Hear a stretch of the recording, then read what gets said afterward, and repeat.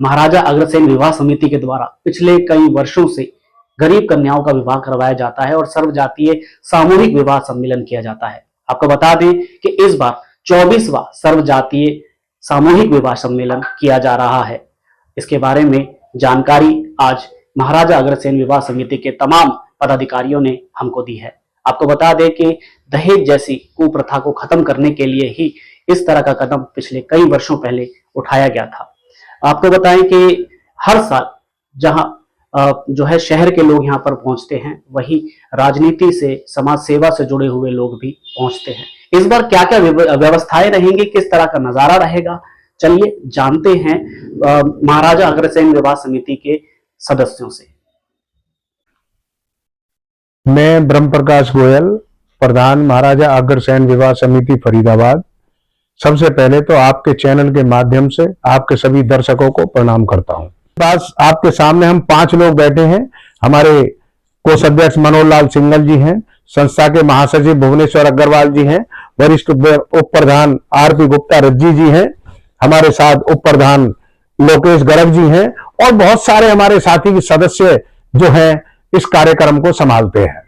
जैसा 24 साल से चलता आ रहा है उसी तरीके से हम उसमें कोई बदलाव नहीं करना चाहते, क्योंकि हमारा सारा वही पुराना तरीका है।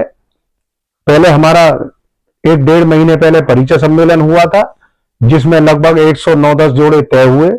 उनमें से कुछ जोड़े अपने घर से शादियां करते हैं, कुछ रिश्ते टूट भी जाते हैं, कुछ रिश्ते नए भी बनते हैं। तो लगभग 80 जोड़ों ने हमारे साथ यहाँ पर सहमति जताई है सामूहिक विवाह में शामिल होने की। अब 1 दिसंबर रविवार को सामूहिक विवाह है उनके। तो अग्रसेन भवन सेक्टर 19 फरीदाबाद से पहले यहां से सभी बारातें चलेंगी अलग अलग घोड़ियों पे बैंड बाजों के साथ, मेन बाजार से होती हुई। मेन बाजार में दुकानदार उन सभी बारातियों का स्वागत में जलपान की व्यवस्था रखते हैं, मान सम्मान की व्यवस्था रखते हैं। वहां से होते हुए साईं मंदिर सेक्टर 16A के सामने से दशहरा मैदान सेक्टर 16A में पहुंचेंगी। जब वहां पर पहुंच जाती हैं तो वहां पर सारे दूल्हों को स्टेज पर बैठाकर उनके सभी विधि, बिल्कुल सनातनी विधि विधान से उनका महिला पक्ष, कन्या पक्ष के जो औरतें हैं वो उनका मान सम्मान करती हैं। उसके बाद में कन्याओं के साथ उनको बिठाया जाता है। उसके बाद हमारे अतिथि महोदय जो भी हैं वो सब स्टेज पर आ जाते हैं और लगभग 2-3 घंटे हमारा स्टेज का कार्यक्रम चलता है। उसके बाद सामूहिक बहुत ही विहंगम दृश्य जो देखने लायक होता है वो जयमाला होती है। बड़े ही फूलों की बरसात के अंदर बड़े ही बहुत ही विहंगम दृश्य होता है। जब वो जयमाला हो जाती है उसके बाद में उन सभी का, दूल्हे दुल्हन का केवल सामूहिक भोज अलग होता है, हमारे अतिथियों का भोजन अलग व्यवस्था है और बारातियों के भोजन की अलग व्यवस्था है। उसके बाद उनके सभी के लड़के लड़की के फेरे पड़ते हैं और फेरे भावर होने के बाद उन सभी को कन्यादान के सामान सहित विदा किया जाता है, जिसमें हमारे सभी साथी सक्रिय हैं। हमारे दानदाता, सहयोगी, सभी धार्मिक सामाजिक संस्थाएं, पुलिस प्रशासन और जिला प्रशासन, शासन और सभी तरह की हमें सभी का सहयोग मिल रहा है। हम उसके हार्दिक अभिनंदन, हार्दिक धन्यवादी हैं। और इसी के साथ साथ हम इस आपके चैनल के माध्यम से सभी से, नगरवासियों से, दानदाताओं से, सभी से इस बात का निवेदन करते हैं कि वो सभी अपने परिवारों के साथ, इष्ट मित्रों सहित अपने सभी साथियों के साथ दशहरा मैदान सेक्टर 16A में पहुंचे और इस विहंगम दृश्य का, इस पावन दृश्य का आनंद लें और कन्यादान करके पुण्य लाभ प्राप्त करें। क्योंकि सनातन में, हिंदू धर्म में कन्यादान को सबसे बड़ा महादान बताया गया है। इससे बड़ा कोई दुनिया में दान नहीं होता। हर व्यक्ति को कुछ ना कुछ दान अवश्य करना चाहिए, चाहे उससे कुछ भी बने। और दान के रूप में कोई कपड़े, कोई राशन का सामान, कोई बर्तन या जो भी कोई सामान देना चाहे वो अपने आप वहां पर आए और सब बच्चों को अपने हाथ से दे दें।